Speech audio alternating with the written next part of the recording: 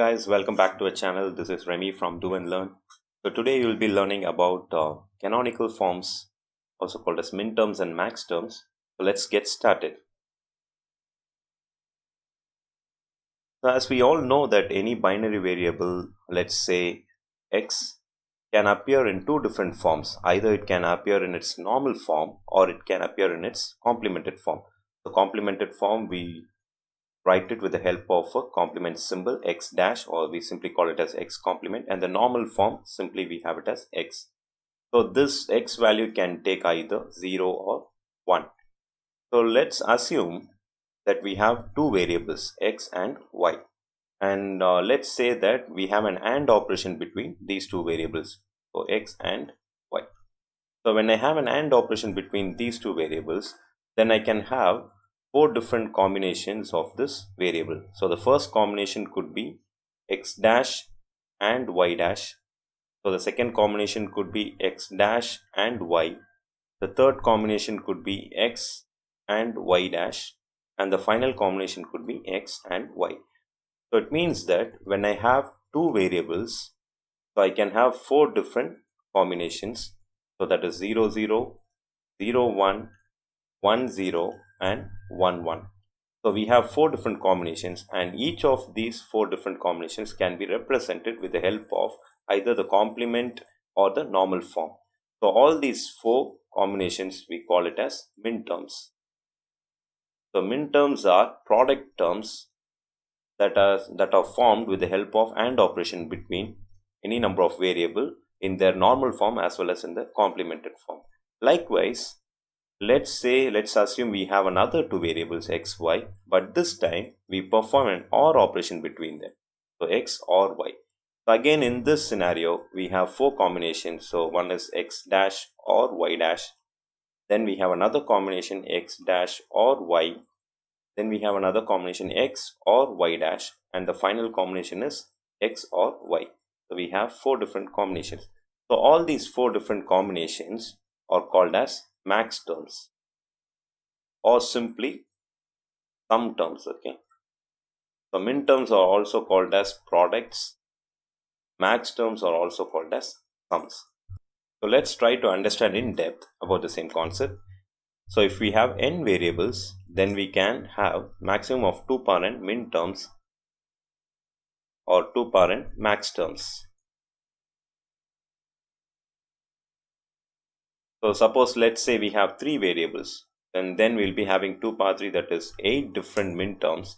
So one such minterm is x dash y dash z dash, and the second minterm could be x dash y dash z, and you can keep on naming it until we have 8 minterms totally. So let's see that one by one.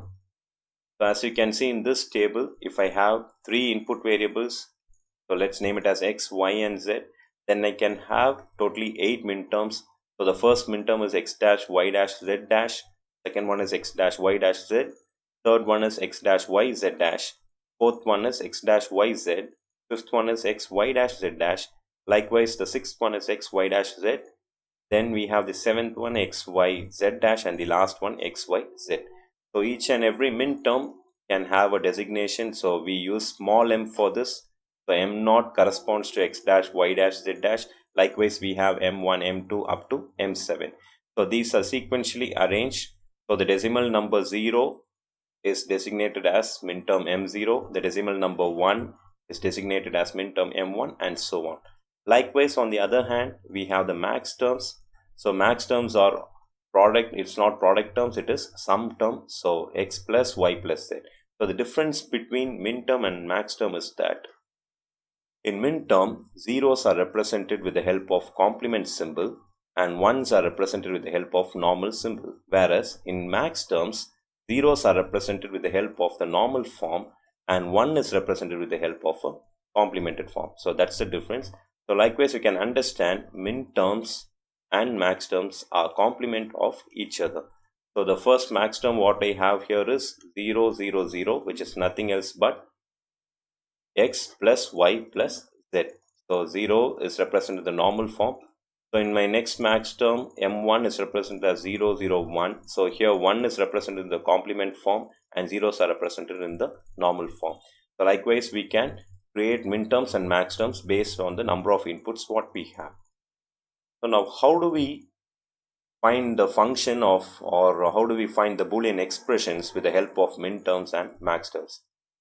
We can say that any function can be expressed as sum of minterms, or it can be expressed as product of maxterms. Both are acceptable. So I can express any function in the form of sum of minterms, or I can express the same function in the form of sum of product of maxterms. So let me take an example here. Let's say we have a function f1 and the truth table is given here. So let's start solving this problem. So in order to get the output function or the expression for this function f, we need to find out the minterms which have 1 in their output function. So the minterms that have 1 in the output function is this one. So this minterm has got an output 1. Then I have all zeros. Then I have another one here. So this minterm also gives me an output 1. And finally we have another one. So this minterm also gives me an output 1. So if I name these minterms, as we know, this is M0, M1, M2, 3, 4, 5, 6 and 7. So as you can see here, M1 gives me an output 1, M4 gives me an output 1, M7 gives me an output 1. So this function can be expressed as sum of these minterms which gives an output 1. So M1 plus M4 plus M7. So if I rewrite this, M1 can be represented as 0, 0, 1, M4 can be represented as 1, 0, 0, and M7 can be represented as 1, 1, 1. If you replace this with the input variables, 0, 0, 1 minterm value is x dash, y dash, z, because I have x, y, z as input variable. And 1 double zeros minterm value is x, y dash, z dash. X corresponds to 1. Then I have 0 for y and 0 for z. So 0 for y is y dash, 0 for z is also z dash. Plus the last minterm 1, 1, 1, which is given by x, y, z. So this is the output function. So my function can finally be written as x dash y dash z plus x y dash z dash plus x y z. The same function can also be written as a product of maxterms. So let me take the maxterms for the same function. So when I want to find out the expression for any function using product of maxterms, then I have to collect the zeros instead of ones. So I will erase this part. So I will be finding the maxterms which gives us a value 0 in the output function. So I'll identify all the maxterms which gives me a value 0. So this is the first maxterm which gives me a value 0 in the function. This is the second one which gives me a value 0. There is another maxterm which gives me a value 0. There's another one. So I will select this. There's another one. I will select this. So if I write the maxterm notations here, this is capital M0, M1, M2, 3, 4, 5, 6 and 7. So I have to select all the maxterms that gives me a value 0 in the output function. So the first maxterm is M0. So it is product of maxterms. So into M2 into M3 into M5 and M6.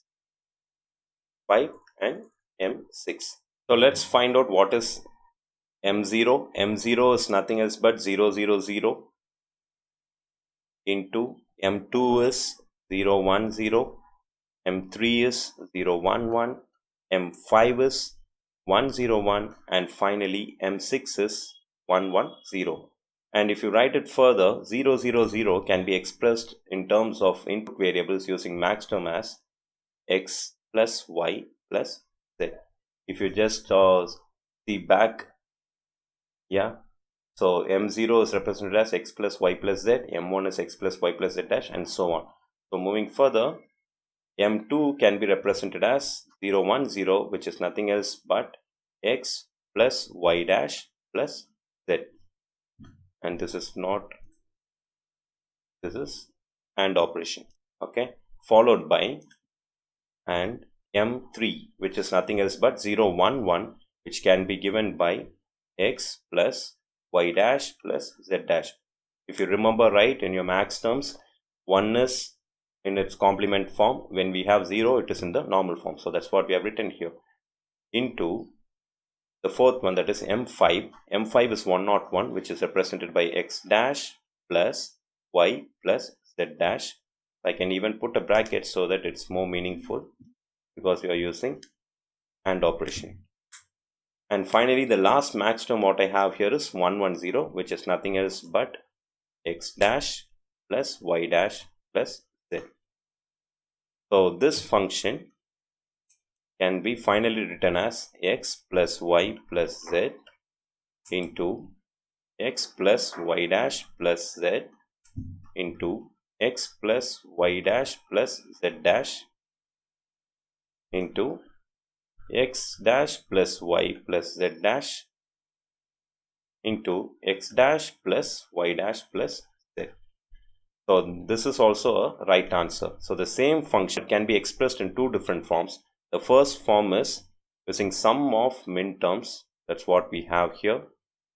And the second form is product of maxterms.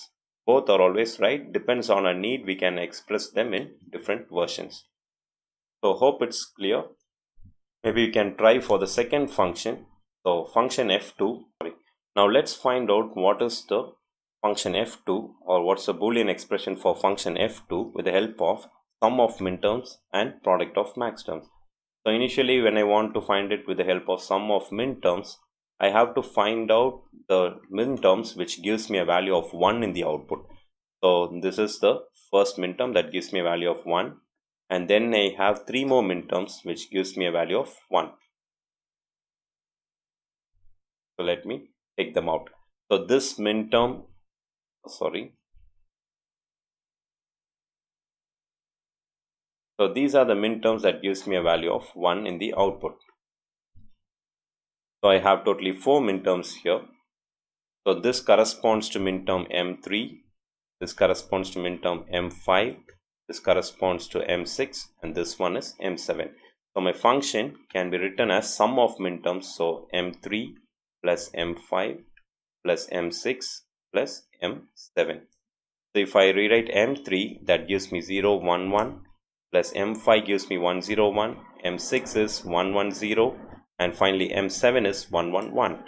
So 0 11 is nothing else but x dash yz plus 101 is x y dash z, 110 is x y z dash, and finally 111 is x y z. So the final function can be written, f2 can be written in the form of sum of minterms like this. Let's consider taking product of maxterms. Okay. So when I want to take product of maxterms, I have to select the maxterms that gives me 0 in the output. So this is the first one, and the second one, the third one is also selected. Then I have a 0 here in the fifth one. That's it. So the maxterms that gives me a value of 0 in the output are M0, M1, M2, and M4. So the function f2 can be represented in the form of product of maxterms such as M0 into M1 into M2 into finally M4. So when I write M0, it's nothing else but 0 0 0,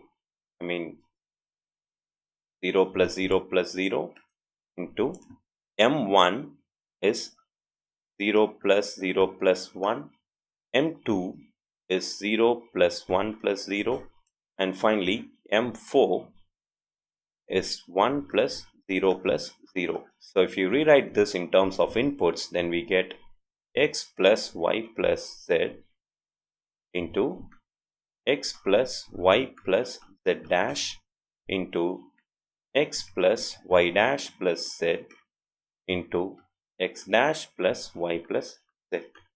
So the same function f2 can also be written in product of maxterms.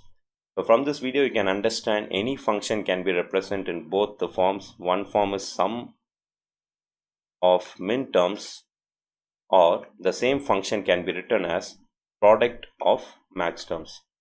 Expressing any function in the sum of minterms or product of maxterms form is what we call it as canonical forms. So these two forms, minterms and maxterms, representing any function with the help of minterms and maxterms, we call them as canonical representation. So if you like this video, please share, and if you have any queries, please do comment so that I can respond to you. Thank you for watching. I'll meet you in the next video.